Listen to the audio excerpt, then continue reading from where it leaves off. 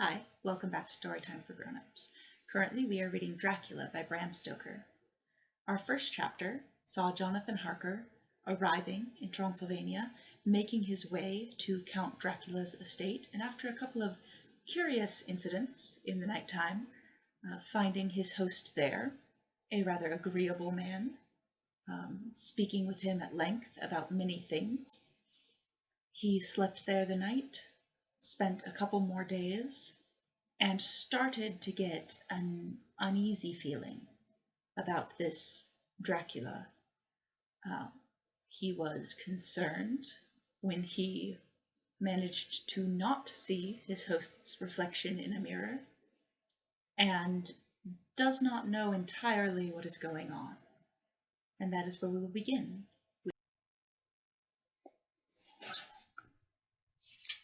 Jonathan Harker's journal continued.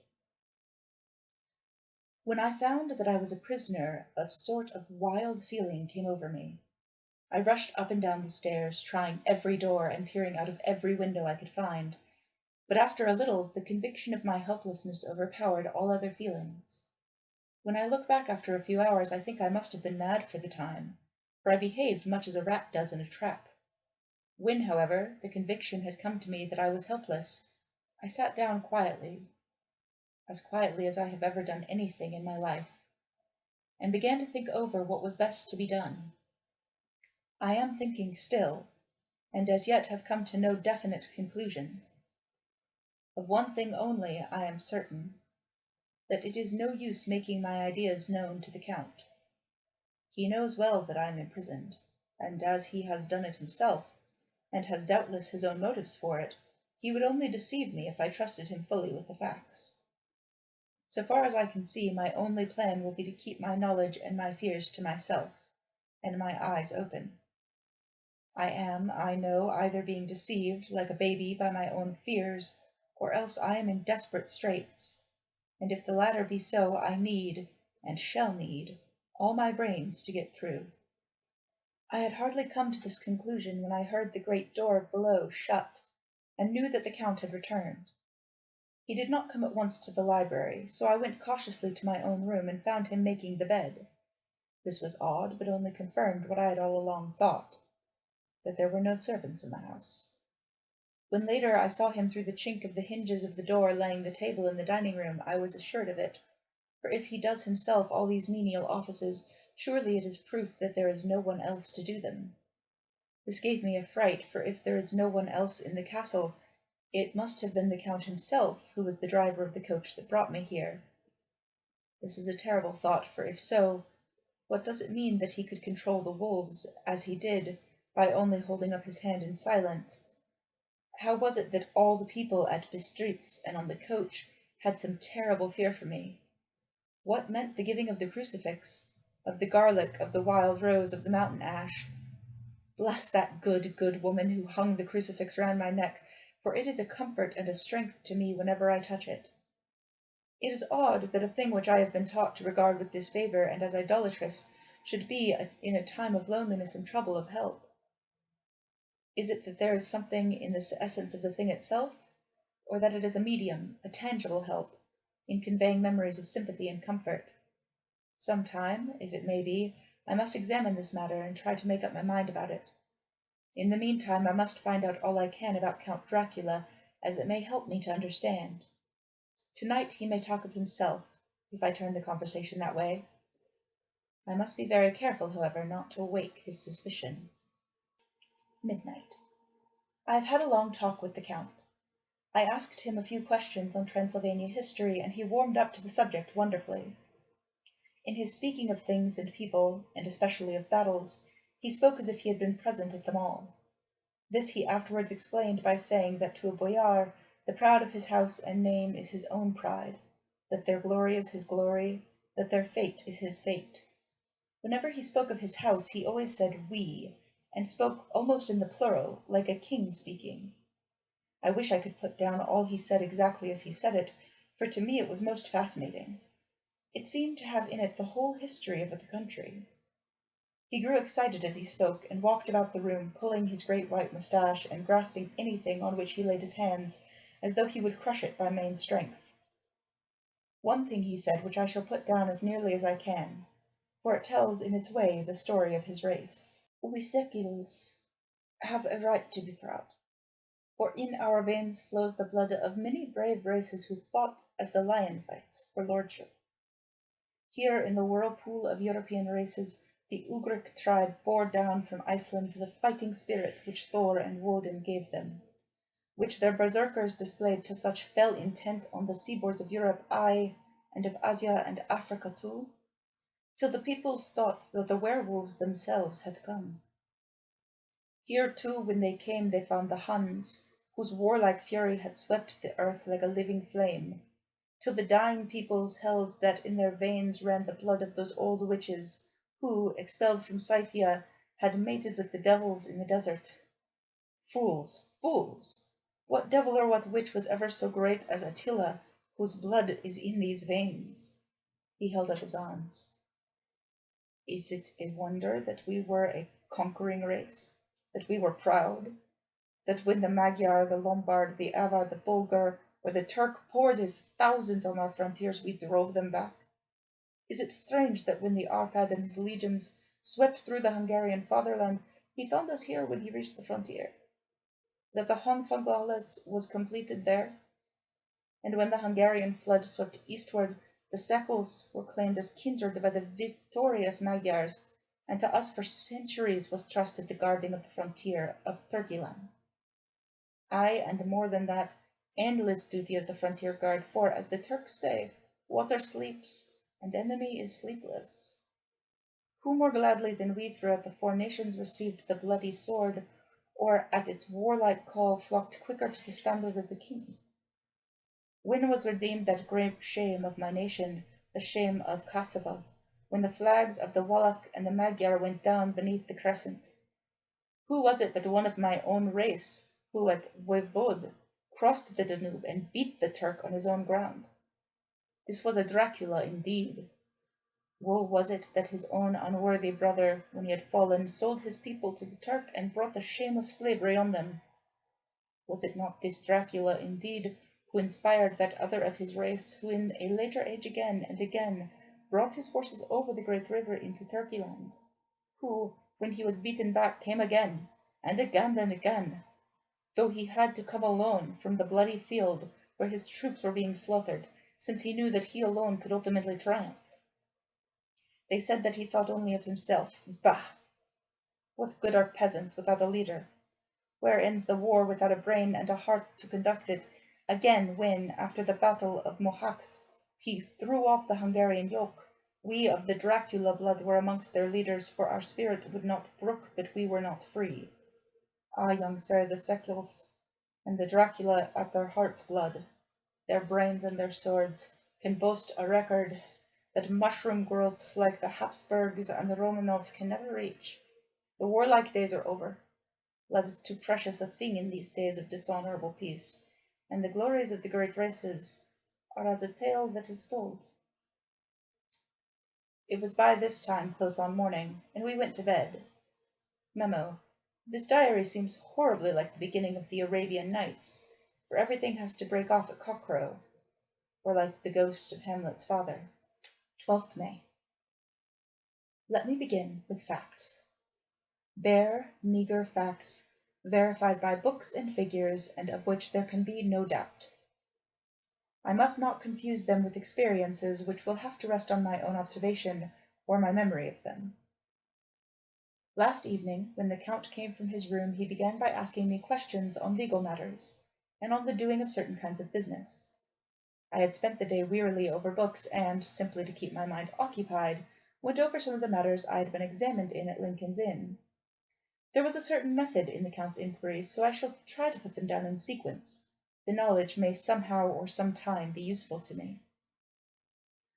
First, he asked if a man in England might have 2 solicitors or more.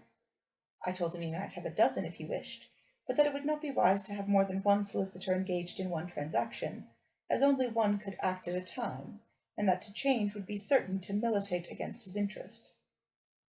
He seemed thoroughly to understand, and went on to ask if there would be any practical difficulty in having one man to attend, say, to banking, and another to look after shipping. in case local help were needed in a place far from the home of the banking solicitor. I asked him to explain more fully, so that I might not by any chance mislead him, so he said, "I shall illustrate. Your friend and mine, Mr. Peter Hawkins, from under the shadow of your beautiful cathedral at Exeter, which is far from London, buys for me, through your good self, my place at London. Good. Now here let me say frankly, lest you should think it strange that I have sought the services of one so far off from London instead of some one resident there, that my motive was that no local interest might be served save my wish only, and as one of London's residents might, perhaps, have some purpose of himself or friend to serve, I went thus afield to seek my agent, whose labours should be only to my interest. Now, suppose I, who have much of affairs, wish to ship goods, say, to Newcastle, or Durham, or Harwich, or Dover. Might it not be that I could with more ease be done by consigning to one in these ports? I answered that certainly it would be most easy, but that we solicitors had a system of agency one for the other, so that local work could be done locally on instruction from any solicitor, so that the client, simply placing himself in the hands of one man, could have his wishes carried out by him without further trouble. But, said he, I could be at liberty to direct myself. Is it not so? Of course, I replied. Such is often done by men of business, who do not like the whole of their affairs to be known by any one person. Good, he said, and then went on to ask about the means of making consignments and the forms to be gone through, and of all sorts of difficulties which might arise, but by forethought could be guarded against. I explained all these things to him to the best of my ability, and he certainly left me under the impression that he would have made a wonderful solicitor, for there was nothing that he did not think or foresee. For a man who was never in the country, and who did not evidently do much in the way of business, his knowledge and acumen were wonderful. When he had satisfied himself on these points of which he had spoken, and I had verified all as well as I could by the books available, he suddenly stood up, and said, Have you written since your first letter to our friend Mr. Peter Hawkins, or to any other? It was with some bitterness in my heart that I answered that I had not, that as yet I had not seen any opportunity of sending letters to anybody. Then write now, my young friend, he said, laying a heavy hand on my shoulder. Write to our friend, and to any other, and say, if it will please you, that you shall stay with me until a month from now. Do you wish me to stay so long? I asked, for my heart grew cold at the thought. I desire it much. Nay, I will take no refusal. When your master, employer, what you will, engaged that someone should come on his behalf, it was understood that my needs only were to be consulted. I have not stinted, is it not so? What could I do but bow acceptance? It was Mr. Hawkins' interest, not mine, and I had to think of him, not myself. And besides, while Count Dracula was speaking, there was that in his eyes and in his bearing which made me remember that I was a prisoner, and that if I wished it, I could have no choice. The Count saw his victory in my bow, and his mastery in the trouble of my face, for he began at once to use them, but in his own smooth, resistless way. I pray you, my good young friend, that you will not discourse of things other than business in your letters. It will doubtless please your friends to know that you are well, and that you look forward to getting home to them. Is it not so? As he spoke, he handed me 3 sheets of notepaper and 3 envelopes. They were all of the thinnest foreign post, and looking at them, then at him, and noticing his quiet smile, with the sharp canine teeth lying over the red underlip, I understood as well as if he had spoken that I should be careful what I wrote, for he would be able to read it. So I determined to write only formal notes now, but to write fully to Mr. Hawkins in secret, and also to Mina, for to her I could write in shorthand, which would puzzle the Count, if he didn't see it. When I had written my 2 letters, I sat quiet, reading a book whilst the Count wrote several notes, referring, as he wrote them, to some books on his table. Then he took up my 2 and placed them with his own, and put by his writing materials, after which, the instant the door had closed behind him, I leaned over and looked at the letters, which were face down on the table. I felt no compunction in doing so, for under the circumstances I felt that I should protect myself in every way I could. One of the letters was directed to Samuel F. Billington, No. 7, The Crescent, Whitby, another to Herr Leutner, Varna, and third was to Coates and Co., London, and the fourth to Herren Klopstock and Billruth, bankers, Budapest. The second and fourth were unsealed. I was just about to look at them when I saw the door handle move. I sank back in my seat, having just had time to replace the letters as they had been, and to resume my book before the Count, holding still another letter in his hand, entered the room. He took up the letters on the table and stamped them carefully, and then turning to me said, "I trust you will forgive me, but I have much work to do in private this evening. You will, I hope, find all things as you wish." At the door he turned, and after a moment's pause said, "Let me advise you, my dear young friend, nay, let me warn you, with all seriousness, that should you leave these rooms, you will not by any chance go to sleep in any other part of the castle. It is old, and has many memories, and there are bad dreams for those who sleep unwisely. Be warned. Should sleep now or ever overcome you, or be like to do, then haste to your own chamber or to these rooms, for your rest will then be safe. But if you be not careful in this respect, then—" He finished his speech in a gruesome way, for he motioned with his hands as if he were washing them. I quite understood. My only doubt was as to whether any dream could be more terrible than the unnatural, horrible net of gloom and mystery which seemed closing around me. Later. I endorsed the last words written, but this time there is no doubt in question. I shall not fear to sleep in any place where he is not. I have placed the crucifix over the head of my bed. I imagine that my rest is thus freer from dreams, and there it shall remain. When he left me, I went to my room. After a little while, not hearing any sound, I came out and went up towards the stone stair, to where I could look out towards the south. There was some sense of freedom in the vast expanse, inaccessible though it was to me, as compared with the narrow darkness of the courtyard. Looking out of this, I felt as if I was indeed in prison, and I seemed to want a breath of fresh air, though it were of the night. I am beginning to feel this nocturnal existence tell on me. It is destroying my nerve. I start at my own shadow, and am full of all sorts of horrible imaginings. God knows that there's ground for my terrible fear in this accursed place. I looked out over the beautiful expanse, bathed in soft yellow moonlight, till it was almost as light as day. In the soft light the distant hills became melted, and the shadows in the valleys and gorges of velvety blackness. The mere beauty seemed to cheer me. There was peace and comfort in every breath I drew. As I leaned from the window, my eye was caught by something moving a story below me, and somewhat to my left, where I imagined, from the order of the rooms, that the windows of the Count's own room would look out.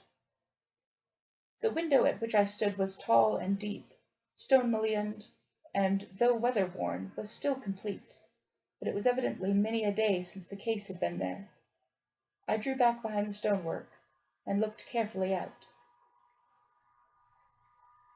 What I saw was the Count's head coming out from the window. I did not see the face, but I knew the man by the neck and the movement of his back and arms. In any case, I could not mistake the hands which I had had so many opportunities of studying. I was at first interested and somewhat amused, for it is wonderful how small a matter will interest and amuse a man when he is a prisoner. But my very feelings changed to repulsion and terror when I saw the whole man slowly emerge from the window and begin to crawl down the castle wall over that dreadful abyss, face down, with his cloak spreading out around him like great wings. At first I could not believe my eyes. I thought it was some trick of the moonlight, some weird effect of shadow, but I kept looking, and it could be no delusion. I saw the fingers and toes grasp the corners of the stones, worn clear of the mortar by the stress of years, and by thus using every projection and inequality, move downwards with considerable speed, just as a lizard moves along a wall. What manner of man is this? Or what manner of creature is it in the semblance of a man? I feel the dread of this horrible place overpowering me. I am in fear, in awful fear, and there is no escape for me. I am encompassed about with terrors that I dare not think of. 15th May. Once more have I seen the Count go out in his lizard fashion. He moved downwards in a sidelong way, some 100 feet down, and a good deal to the left. He vanished into some hole or window. When his head had disappeared, I leaned out to try and see more, but without avail. The distance was too great to allow a proper angle of sight.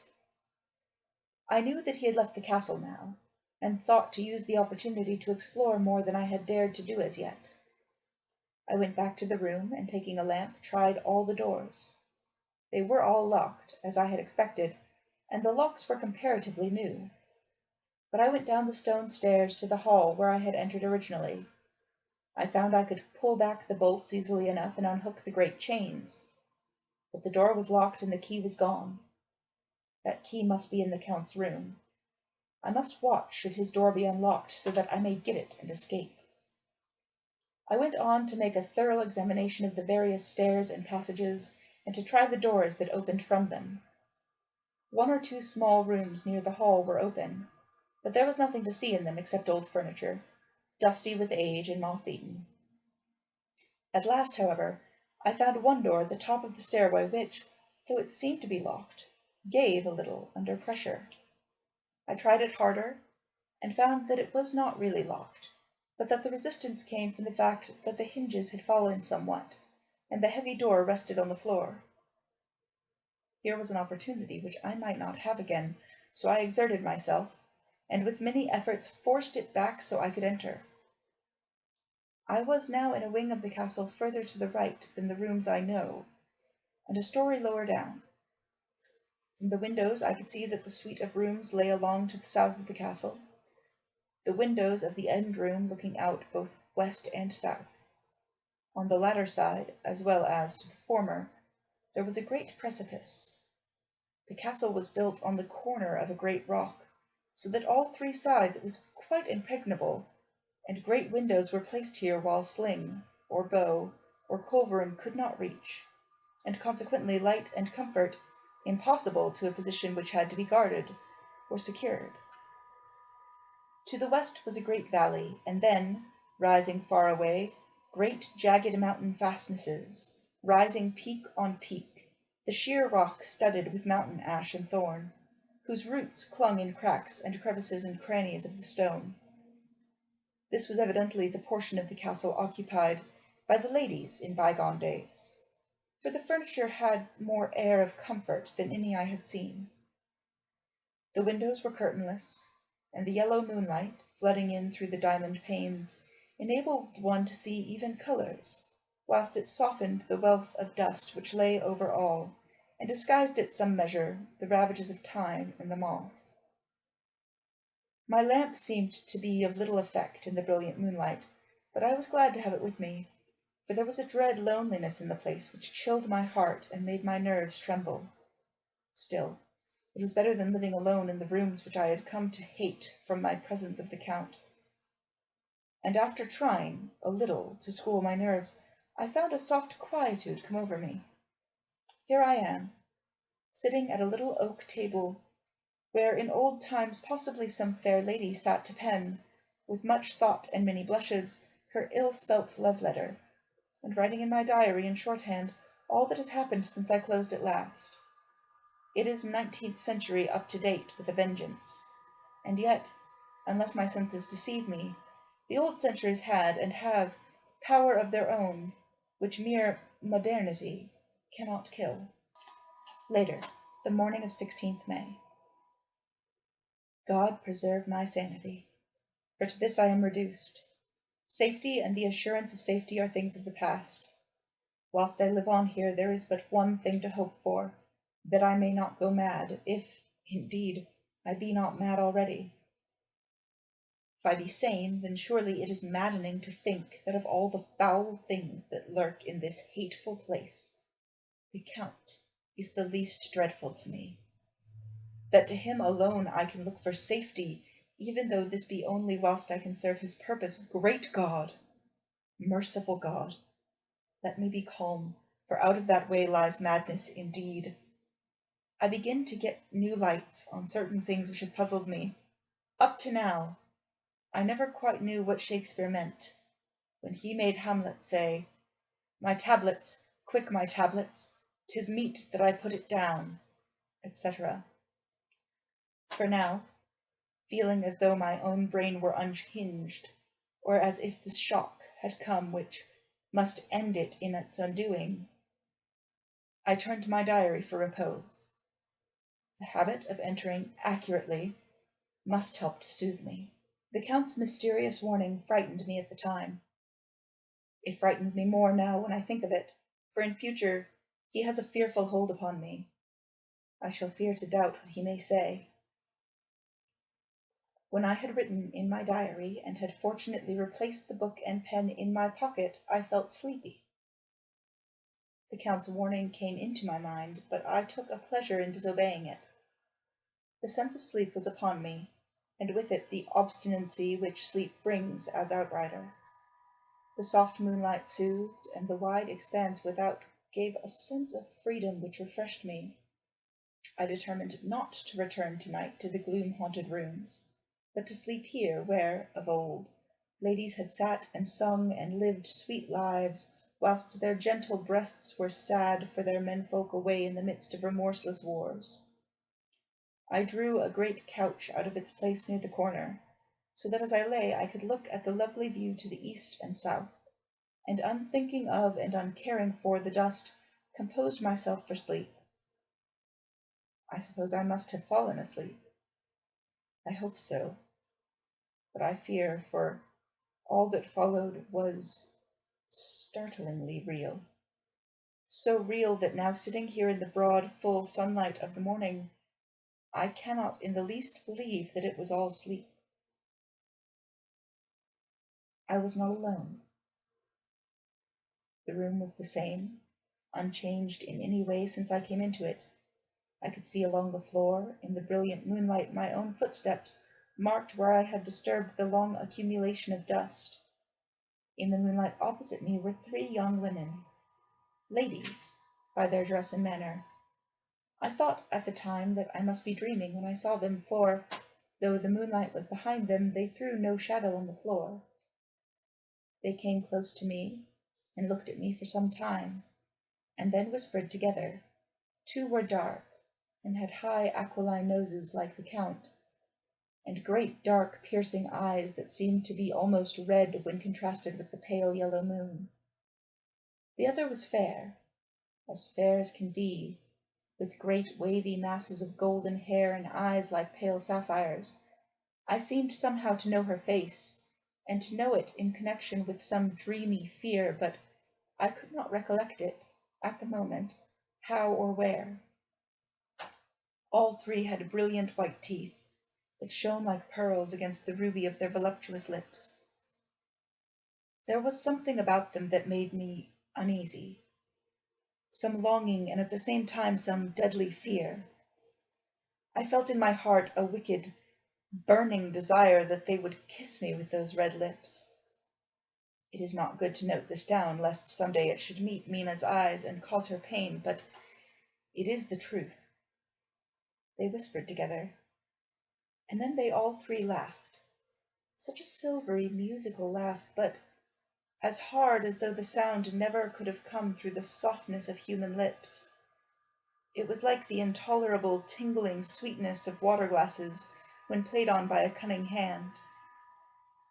The fair girl shook her head coquettishly, and the other 2 urged her on. One said, "Go on. You are the first, and we shall follow. Yours is the right to begin." The other added, "He is young and strong. There are kisses for us all." I lay quiet, looking out under my eyelashes in an agony of delightful anticipation. The fair girl advanced, and bent over me till I could feel the movement of her breath upon me. Sweet it was, in one sense, honey-sweet, and sent the same tingling through the nerves as her voice, but with a bitter underlying the sweet, a bitter offensiveness, as one smells in blood. I was afraid to raise my eyelids, but looked out and saw perfectly under the lashes. The girl went on her knees and bent over me, simply gloating. There was a deliberate voluptuousness which was both thrilling and repulsive, and as she arched her neck, she actually licked her lips like an animal, till I could see in the moonlight the moisture shining on the scarlet lips and on the red tongue as it lapped the white sharp teeth. Lower and lower went her head, as the lips went below the range of my mouth and chin, and seemed about to fasten on my throat. Then she paused, and I could hear the churning sound of her tongue as it licked her teeth and lips, and could feel the hot breath on my neck. Then the skin of my throat began to tingle as one's flesh does when the hand that is to tickle it approaches nearer. Nearer, I could feel the soft, shivering touch of the lips on the supersensitive skin of my throat, and the hard dents of two sharp teeth just touching and pausing there. I closed my eyes in a languorous ecstasy and waited with beating heart. But at that instant another sensation swept through me as quick as lightning. I was conscious of the presence of the Count, and of his being as if lapped in a storm of fury. As my eyes opened involuntarily, I saw his strong hand grasp the slender neck of the fair woman, and with giant's power draw it back, the blue eyes transformed with fury, the white teeth champing with rage, and the fair cheeks blazing with passion. But the Count, never did I imagine such wrath and fury, even to the demons of the pit. His eyes were positively blazing. The red light in them was lurid, as if the flames of hellfire blazed behind them. His face was deathly pale, and the lines of it were hard like drawn wires. The thick eyebrows that met over the nose now seemed like a heaving bar of white-hot metal. With a fierce sweep of his arm, he hurled the woman from him, and then motioned to the others as though he were beating them back. It was the same imperious gesture that I had seen used to the wolves. In a voice which, though low and almost in a whisper, seemed to cut through the air and then ring round the room, he said, "How dare you touch him, any of you? How dare you cast eyes on him when I had forbidden it? Back, I tell you all. This man belongs to me. Beware how you meddle with him, or you'll have to deal with me."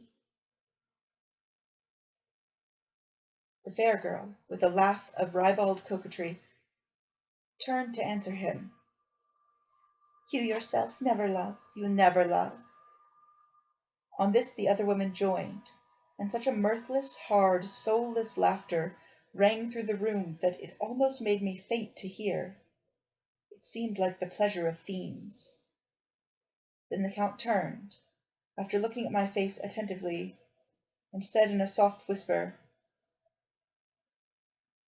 "Yes, I too can love. You yourselves can tell it from the past. Is it not so? Well, now I promise you that when I am done with him, you shall kiss him at your will. Now go! Go, I must awaken him, but there is work to be done." "Are we to have nothing tonight?" said one of them, with a low laugh, as she pointed to the bag which he had thrown upon the floor, and which moved as though there were some living thing within it. For answer he nodded his head. One of the women jumped forward and opened it. If my ears did not deceive me, there was a gasp and a low wail, as of a half-smothered child. The women closed round, whilst I was aghast with horror, but as I looked they disappeared, and with them the dreadful bag. There was no door near them, and they could not have passed me without my noticing. They simply seemed to fade into the rays of the moonlight and pass out through the window, for I could see outside the dim, shadowy forms for a moment before they entirely faded away. Then the horror overcame me, and I sank down unconscious.